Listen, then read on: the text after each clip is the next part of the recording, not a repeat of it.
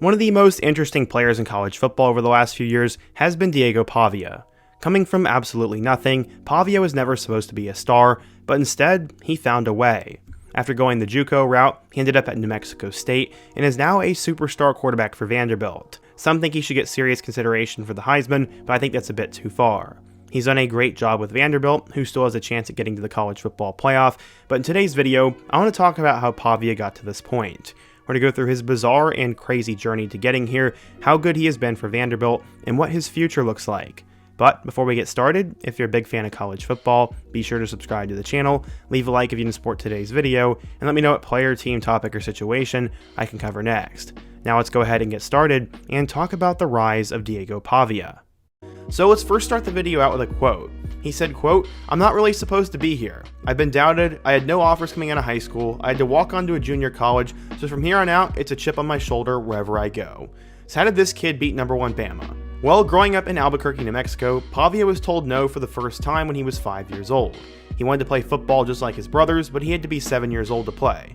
1 year later, his mom, quote, lied on his birth certificate and put him on an older team. That's how badly Diego wanted to play. He ended up falling in love with the game and that irreplaceable feeling of winning. He said, quote, "I love winning and I'll do anything to win." Diego first started betting on himself with wrestling, as he would credit that sport to getting him to where he is now, as he won a state title in that, and even got a partial scholarship to go to Northern Colorado to wrestle. It doesn't sound like that much, but behind the scenes, Pavia was still trying to continue his rise to college football stardom, and hopefully the NFL. He was mentally tough. One quote that he said that stuck out to me was, quote, "You never remain the same. You're either getting better or you're getting worse." That's what he said in 2019, and that dude epitomizes it. He ended up receiving a couple of offers, such as a school named Western Colorado University, and after a stellar sophomore season at St. Pius High School in 2017, Pavia would then sit out, and that would end up hurting him as he would transfer schools. In 2019, he'd say, quote, "My biggest influence in football is Baker Mayfield. He had no offers coming out of high school, walked on, and then became a first-round draft pick." But as I said, his transfer to Volcano Vista would hurt his recruitment. This move ended up being heartbreaking, as he had to sit out his junior season, and it definitely didn't help him to get much exposure. He eventually would fit in at the school, and actually had a decent season. But what the heck was he going to do in terms of recruiting? He had no offers. Well, he was advised to use wrestling as his ticket to college, but then he ended up not doing that, and went to New Mexico Military Institute. That was not where he wanted to end up, as he wanted to go to the New Mexico Lobos. Danny Gonzalez, the former head coach, said, quote, "Diego Pavia is a good football player. He's a tough guy and he's talented, and I did not offer him a scholarship to the University of New Mexico. I didn't recruit him. I thought we were in a different situation. Did I make a mistake? Maybe. Well, I tell every single New Mexico kid to prove me wrong, and he did, and he's a big-time player." He ended up leading his high school to an 11-0 regular season before suffering his first loss in the state semis. He ended up throwing for 1,400 yards with 14 touchdowns and 5 interceptions, and also ran for 464 yards and 9 touchdowns. No offense, but looking at his body of work, I don't really blame colleges for not going after him, but this is part of a great story. He was going to walk on at a JUCO program, and while he did have a 24/7 sports profile, there were no listed offers and he was a 0-star player. So how would he end up proving the world wrong?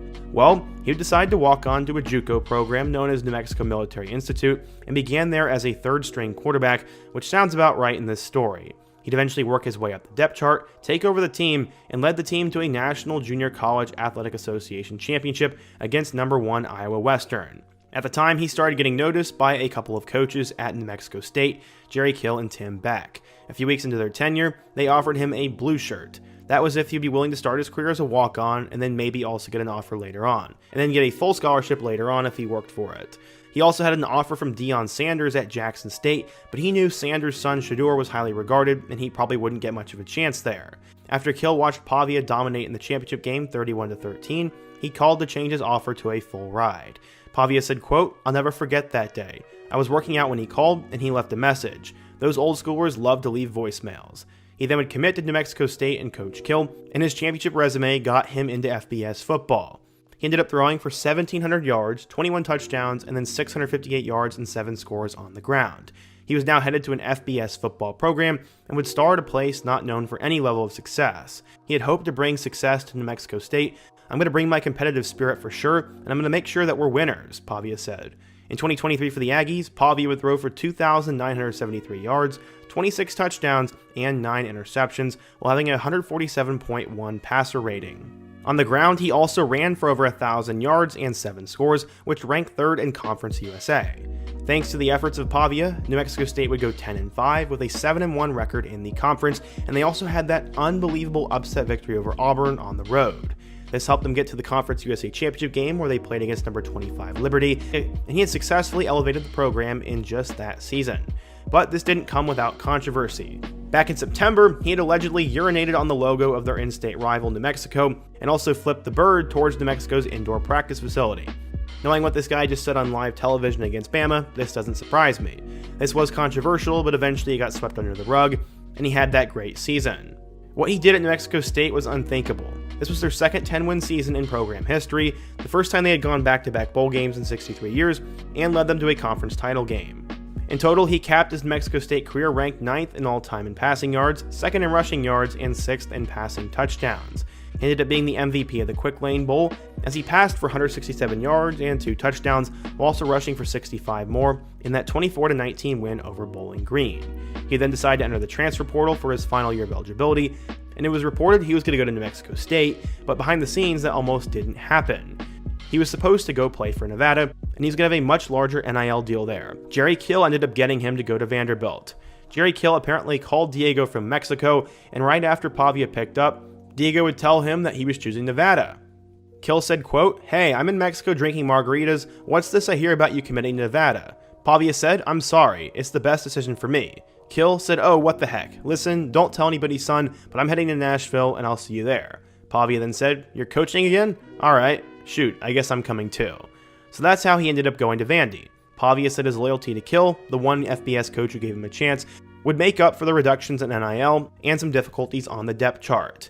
Vanderbilt was coming off a terrible season in 2023, in which they went 2-10, and after getting off to a 2-0 start, they had lost 10 straight games. When he arrived, he was in a quarterback battle with former blue-chip quarterback from Utah, Nate Johnson, and Clark Lee said, quote, "I saw a quarterback that was a maniac."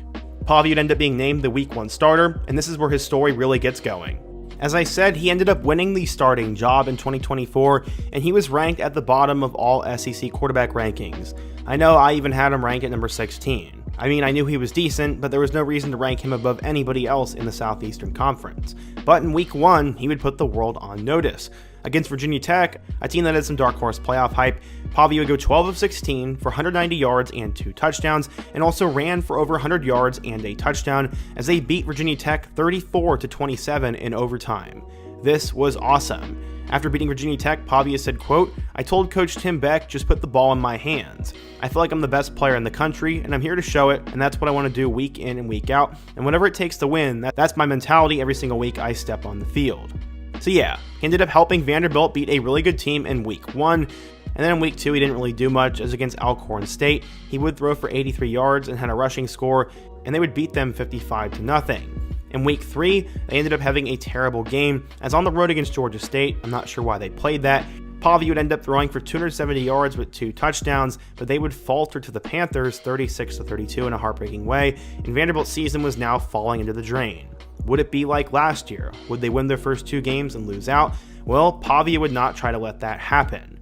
They then go on the road to play against a top 10 Mizzou team, and as a Mizzou fan myself, this game was ridiculous. Pavia was difficult to stop, as he threw for 178 yards and 2 touchdowns, and also ran for nearly 100 more yards on the ground. Ultimately though, Mizzou would end up winning in overtime, as the Tigers got lucky and Vanderbilt hooked a field goal to the left. This was absolutely heartbreaking for the Commodores, and they now have 2 weeks to think about it, as they had a bye week. The team they'd be playing next would be the number 1 Alabama Crimson Tide. The last time Bama came to Nashville, I believe they won like 59-0 or something, and many expected this game to go that way. Bama was fresh off a win against Georgia, and they looked like the best team in college football. That was arguably the biggest win anybody had all year in college football, and Jalen Milroe was playing like a Heisman frontrunner. Except, Vanderbilt would end up hanging around. Eventually, late in the game, Bama would have a turnover, and Pavia would lead them down the field, and they would take the lead. After Bama went back down and scored, Pavia ended up having a couple of awesome plays, ran for a first down, and then had the biggest win in school history as an unranked Vandy team knocked off the number 1 Crimson Tide. He ended up going 16 of 20 for 252 yards and 2 touchdowns with 56 yards on the ground. He completed 80% of his passes, showed insane leadership, and honestly did everything he had to do to beat the number 1 team in the nation. Diego would continue on and have a good season, as after that, he'd lead them to a win over Kentucky and then a win over Ball State. Unfortunately, they would lose by 3 points against number 5 Texas, but for the final 5 games of the year, Pavia was up and down. He only had 143 yards against Auburn, 166 against South Carolina, and 186 against LSU, and they started to lose. He then went 8 of 17 for 100 yards against Tennessee, and while they limped to the finish line, they would still make a bowl game. He ended up having 5 total touchdowns and a win over Georgia Tech. Pavia threw for 2,300 yards with 20 touchdowns and 4 interceptions, and ran for 800 yards and 8 touchdowns. It was a super successful year and a great cap to his career. But wait a minute. Since he had played junior college football, he had challenged the ruling and was given an extra year of eligibility. This infuriated a lot of people like me, but at the end of the day, Pavia was coming back for the 2025 season.